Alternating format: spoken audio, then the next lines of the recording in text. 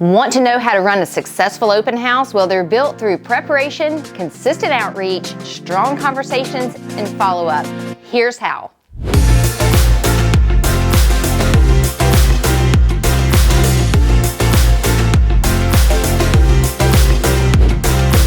Hi friends, Roni Haskell here, part of Keller Williams network. So I've been hosting open houses and running open houses in my listings for a long time, a couple of decades in fact. My story starts in new construction.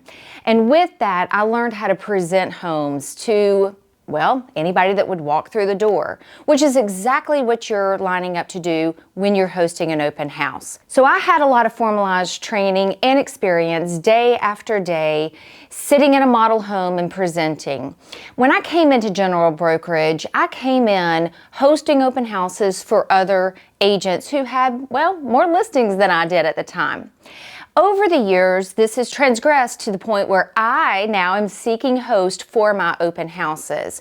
While I do still host some, I find a lot of value in offering this out to our community and network of other real estate professionals so that you too can build your business hosting open houses. But there's some key components to hosting a very successful open house, and I wanted to take a few moments to share kind of what my expectations are and maybe some advice to newer agents or well-experienced agents alike. Maybe you just want to hear a little bit about how my team performs an open house. It always is going to start with the preparations.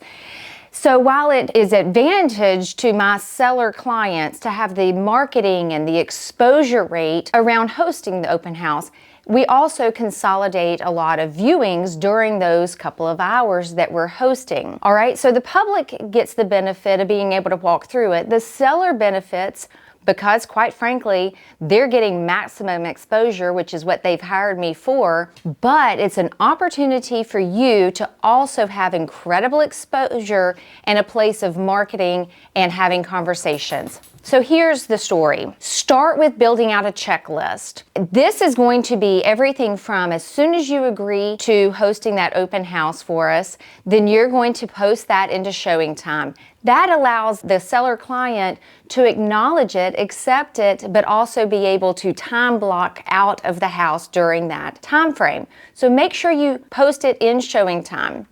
Then you're going to start advertising it on social media. And yes, you can use my professional photos as long as you tag me and say listed by and give me credit for it, okay? So we're going into a collaboration at that point. So post on social media, door knock. If you are signed up in a platform that allows you to be able to buy contacts for the surrounding area, do so. Start contacting people. My team is going to start giving exposure and email blasting the neighborhood.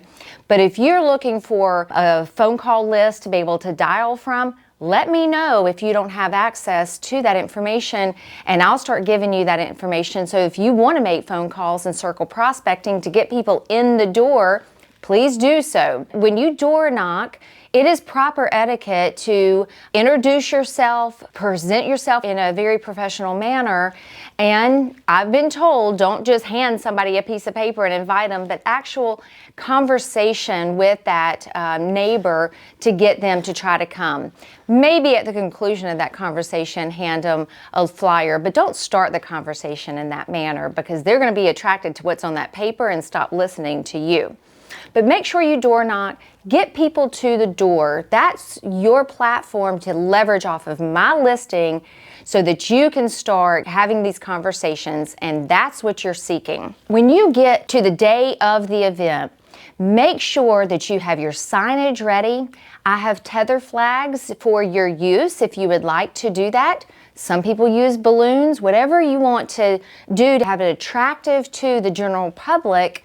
Get that exposure, be prepared, show up with signage and ahead of schedule. The open house starts at 12 o'clock. Make sure that you are ready to present the house at 12 o'clock, not showing up fiddling with the lockbox at that time, because in my experience, there are going to be some buyers that want to get there right when the doors open.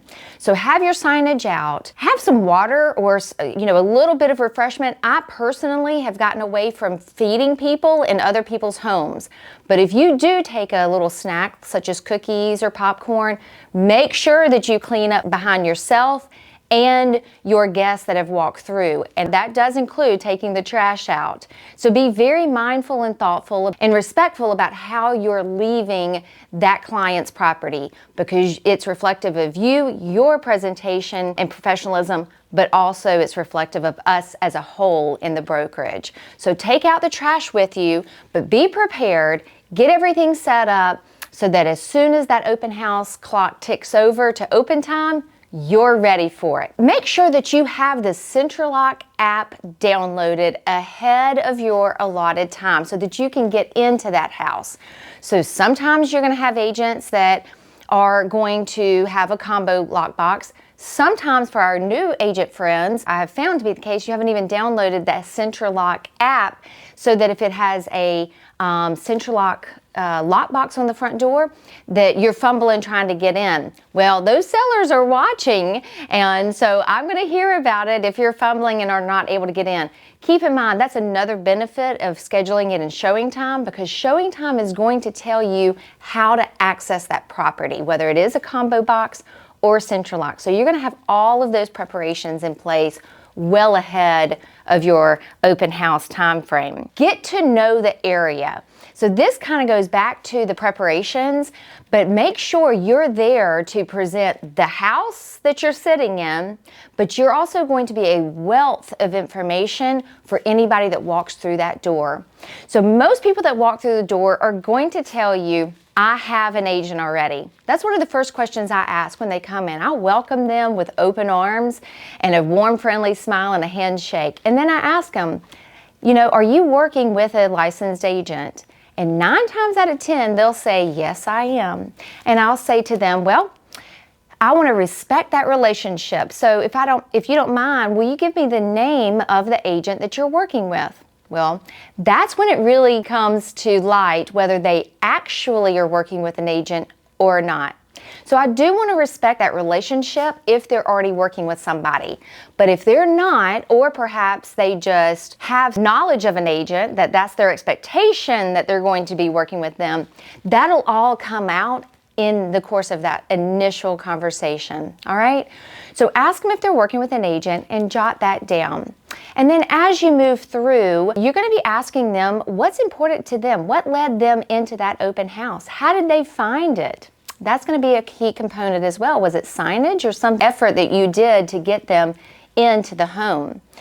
But you're really seeking to understand what their needs are, what their time frame is, and if it's somebody that you're going to be following up with. So the real effort, or the success and effort, is in the follow-up. So once they're in the house, you're going to talk them through, guide them from room to room. If they go upstairs, guide them through that. But you can stand at the top of the stairs or just outside of a bedroom door. You don't have to be over their shoulder, but you do have to be presenting the property in a manner that makes them feel comfortable and you're there accessible for any questions. All right?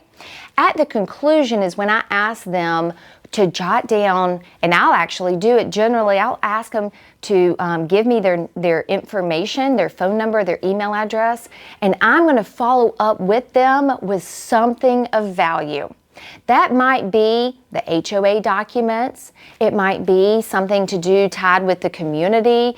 Maybe they've posed a question as we've been walking through.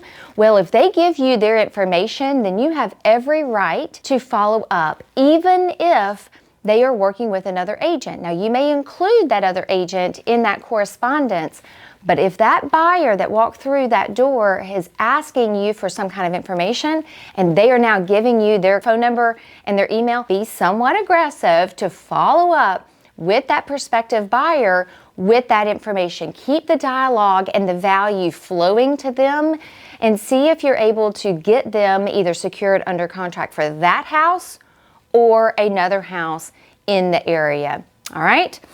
Be professional. Don't take a toy box and your kids to an open house. Make sure that and yes, that has happened. That's why I'm bringing it up. I've had people that have brought spouses to watch football in the fall. I've had people get into pantries and eat very nice chocolates that then we had to replace because they were, very important and special to the owner of the property.